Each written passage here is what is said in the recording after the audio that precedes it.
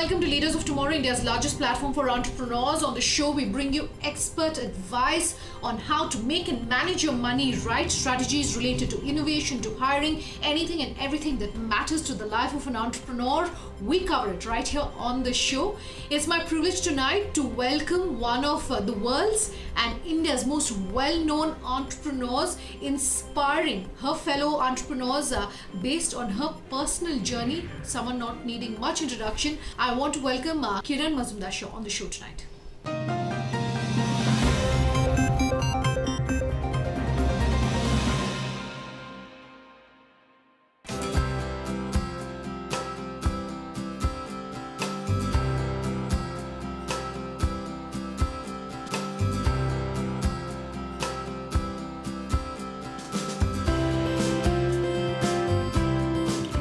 Kiran, thank you so much for taking the time to speak to us here on Leaders of Tomorrow. My first question is, as far as whether you are seeing, any signs of recovery. Do you think 2021 perhaps will be a better year for entrepreneurs? I would essentially like to get your message for entrepreneurs as we're starting tonight's interview. So the way I look at it is that this particular pandemic has thrown up a large number of challenges. And I've always believed that challenges throw up opportunities, and therefore entrepreneurs are the beneficiaries of these kind of challenging times. So if you think about the new normal, what is the new normal? The new normal is a virtual world. The new normal is about services-led businesses. The new normal is about working remotely. The new normal is online. The new normal is digital. The new normal is telehealth. There's so many new things that have suddenly evolved, and it almost seems like an idea whose time has come, because many of these things that we've talked about have always been concepts that of the future, but the future has arrived. And therefore, I think a lot of young entrepreneurs have suddenly found their calling. I know that many of these telehealth companies who are struggling to basically make their businesses work suddenly found that their businesses were thriving. Today, people want to know about how to manage COVID. People want to know how to manage their other diseases at home because they don't want to go to the hospital, or they find that today these telemedical consults are available and they help a lot. You know that a lot of the contactless services that have been provided by various delivery services agencies have become a big opportunity for small entrepreneurs. And then apart from that, I can tell you that there are so many entrepreneurs creating their own homegrown businesses, because that's how these times make it happen. So I think when you look at the adversities that we are facing and the opportunities that it has thrown up, I think this is a very important and exciting time for young entrepreneurs, especially those in the technology field. Now, if you think about the other aspects of this pandemic, today we know that even the kind of holidays we look at are very different to what we used to do in the past. Today, people are willing to, go by car, go to game reserves, go to hill stations, go to all these open places. And even the way, say, events are organized or weddings are organized, it's very, very different. So there's a huge opportunity for entrepreneurs to innovate new spaces, new businesses, and new concepts. So I, for one, believe that entrepreneurs should not despair.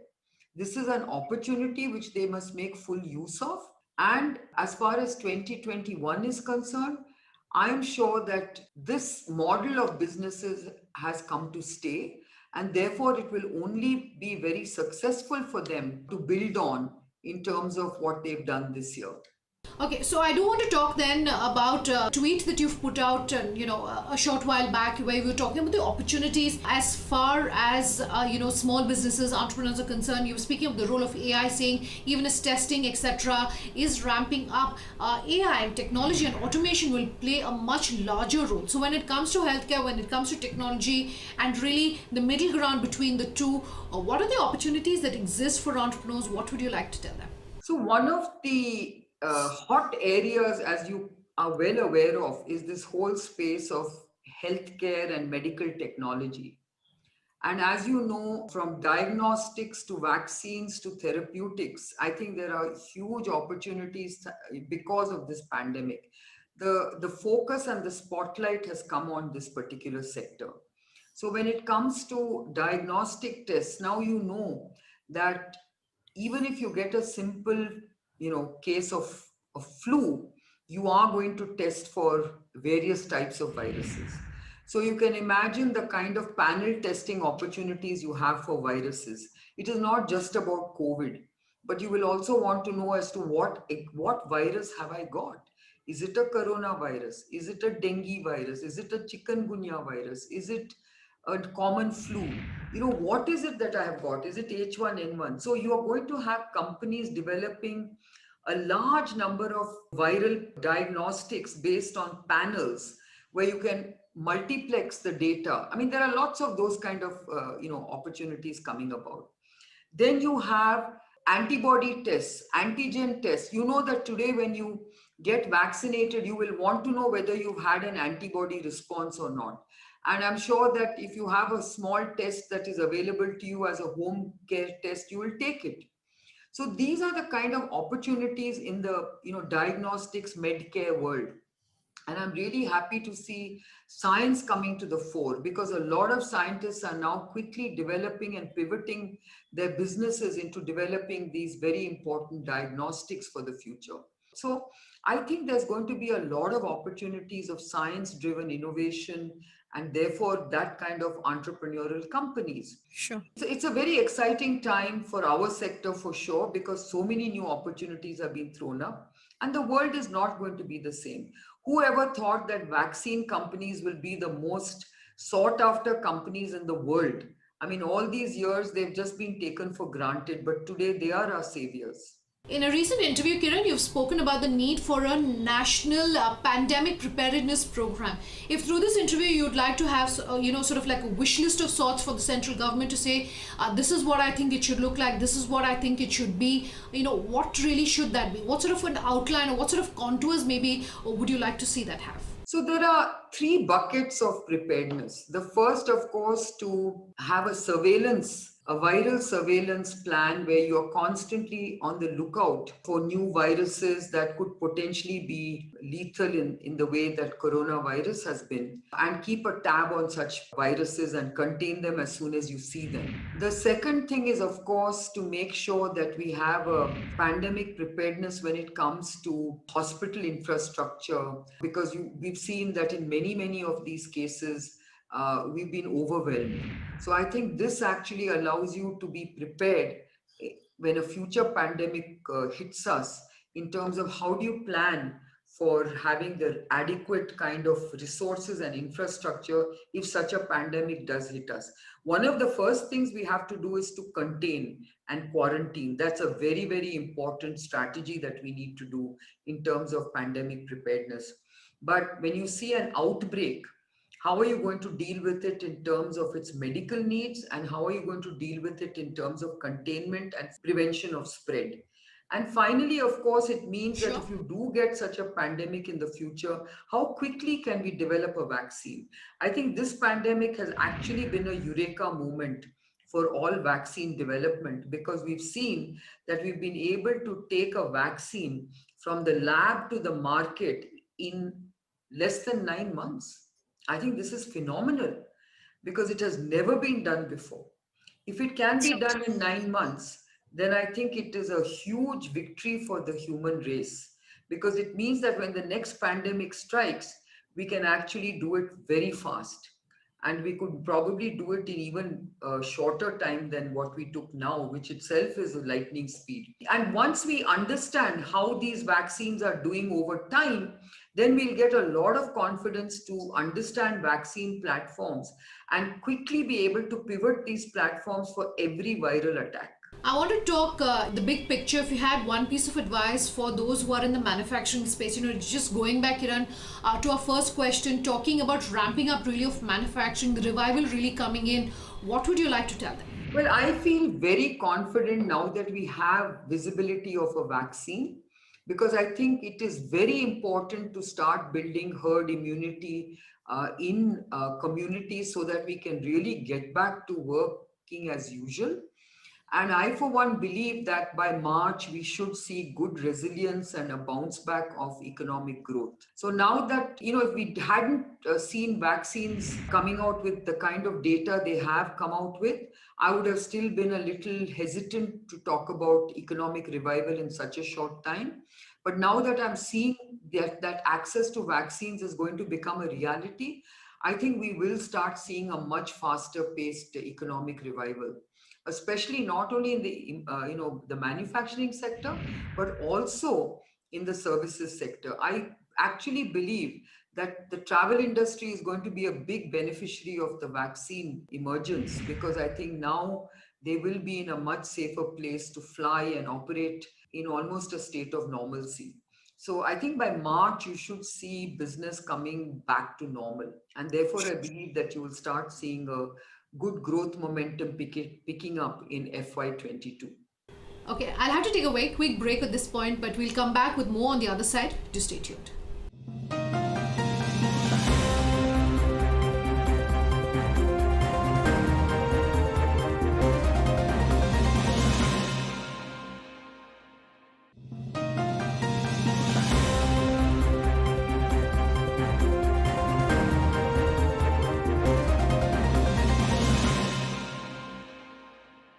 Welcome back. You're with us here on Leaders of Tomorrow and Tonight, continuing our conversation with a global icon, Kiran Mazumdar Shaw.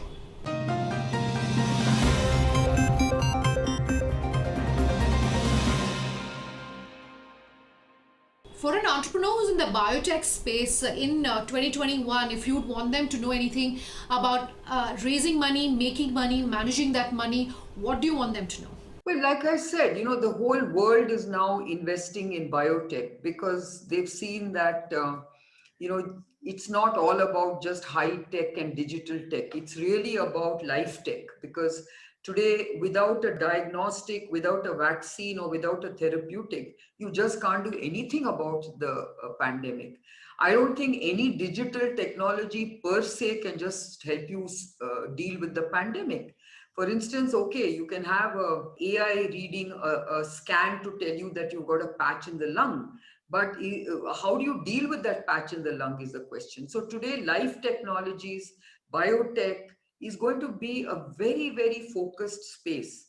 Today, you are suddenly seeing a lot more investment going into this space. The government also has realized that they need to strengthen the pharmaceutical and the biopharmaceutical industry. And I can tell you there's a lot of capital flow into this sector, because the investors suddenly realize that this is the space they should be investing in for a healthier, more prosperous future. I want to talk about the role of research. For an entrepreneur who's watching this interview, what would you like to tell them about the role that research plays when it comes to the pharma industry, when it comes to, biotech? Because there's so much now focus really on that. My question to you is to try and understand, for an entrepreneur who's watching this interview and wondering, but can I make money in that field? What would you like to tell them? I think we should not trivialize research. I think we must understand that there are many types of research. So one is, of course, basic research, which I think needs a lot of attention and a lot of investment and a lot of focus. And I think I'm happy that this pandemic has brought in a lot of focus on basic understanding of disease and basic understanding at a molecular and cellular level of viral diseases. So I think basic research is going to be extremely important to start building a scientific ecosystem that entrepreneurs can actually leverage. And I think going beyond that, then of course, a lot of the biotech industry is research led. So to that effect, you basically leverage a lot of the basic research knowledge that is emanating from academic research labs. And then you take those into an idea and shape that idea into a product. So that's the opportunity that the biotech space has. So I'll give you an example. Today, if you want to develop a new rapid antigen test, it starts with understanding what is that antigen that you have to basically target in terms of the diagnostic. So, for instance, should it be the spike protein? Should it be the receptor binding domain part of the protein? There are lots of opportunities for you to develop a diagnostic based on your deeper understanding of how the coronavirus works. And then based on that, because all that happens in a basic academic research laboratory. But looking at that knowledge, you can then develop an idea saying, I'm going to develop an antigen based diagnostic test because I feel receptor binding domain is a very specific domain that will measure neutralizing antibodies. And therefore, I will develop my test based on that. So you can actually develop a large number of tests based on your scientific understanding. Okay, I want to take my last couple of questions, and one thing that I love discussing with you every time we have you here on the show, Kiran, is the art of giving back for entrepreneurs. Perhaps not enough is being said about that, or maybe there is a lot of conversation, but it's centered around too few areas. I was just looking at some headlines suggesting that we've seen a 175% increase as far as philanthropy for the year 2021, as far as big individuals, HNIs giving back to philanthropic causes are concerned in 2020. What would you really like to say about perhaps an entrepreneur who's saying, I would like to give back, I don't know what areas to be associated with, or attention is going to very select sectors, whether it's education, healthcare, etc. I would like to broaden really that scope.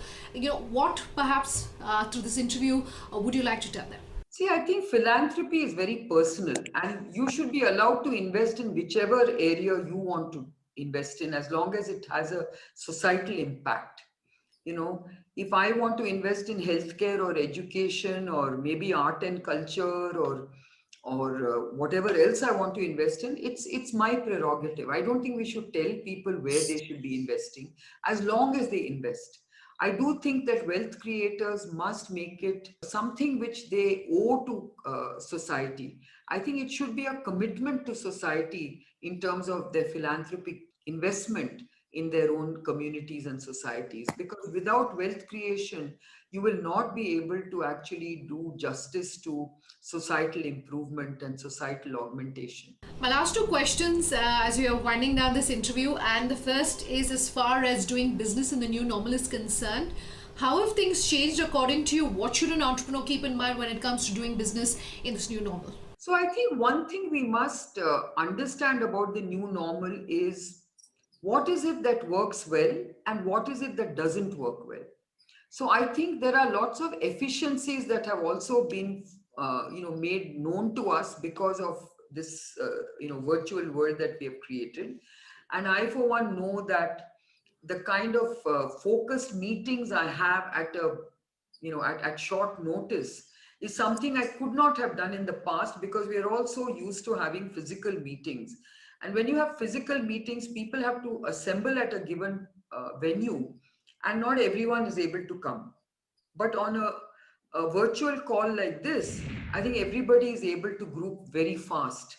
And so your rapid response to any issue is very, very impressive and efficient. So that's the good part about the new normal. Of course, the new normal is also something which companies are adopting in terms of a business practice, because it is providing people the luxury or the options of working from home. And I think I, as a woman, know that it certainly suits a lot of women if they can be given a work-life balance by saying that, okay, you only need to come to the office maybe 4 days a week, but you can take the fifth day off, and if it's a 6 day working, then the fifth and sixth can be work from home kind of models. And I know that this is making a big difference to people who need to spend some time at home. Moreover, I think this is also freeing up office spaces, and it's also creating new models of how to design offices which have these flexible kind of working hours. So I think those are sort of very interesting new modeling that is coming into practice, which is actually making companies more cost effective and more efficient in every sense of the word. But then on the other hand, we know that many things are required to bring back the human factor. You cannot run companies or businesses or even social interactions without face-to-face contact. So I think the need for having face-to-face contact and human interaction is becoming very well appreciated. And I think that is really the balance that we are trying to strike. So when we talk about doing business, there's the role of skilling, there's the role of upskilling. What would you want an entrepreneur to really know? Any specific skill sets did you think are going to get called into play in this post-pandemic world, as things are really changing, Kiran? Well, it's very obvious that you need digital skills in this new normal or this new environment that we have created. So, actually, being tech savvy is going to be very important. I also believe that, we are using technology in a very, very smart way. And I think, for instance, I think many of these digital technologies that we used to always think of as a futuristic technology has arrived. So whether it is digital payments, whether it is digital notifications to do any transaction, whether it is telehealth, whether it is accessing information. Now even when you vaccinate, I do believe that you need an electronic tag to make sure that you have a database that tells you, who received which vaccine. And the reason you need to do that is because we have so many vaccines with very limited information about the vaccine. So as the information gets known over time, you need to know who received which vaccine, so that if one vaccine is not as good and another vaccine is very good, then you know that this person who received the suboptimal vaccine needs to be vaccinated again. So, you need that kind of information, which again needs a digital tag.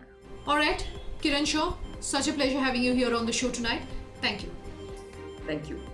Completely out of time on this episode. If you have any feedback for us, our details are coming up on your screens. Do let us know what you thought of tonight's interview, and if you have any thoughts, any feedback for us. Thanks for watching. Have a good night.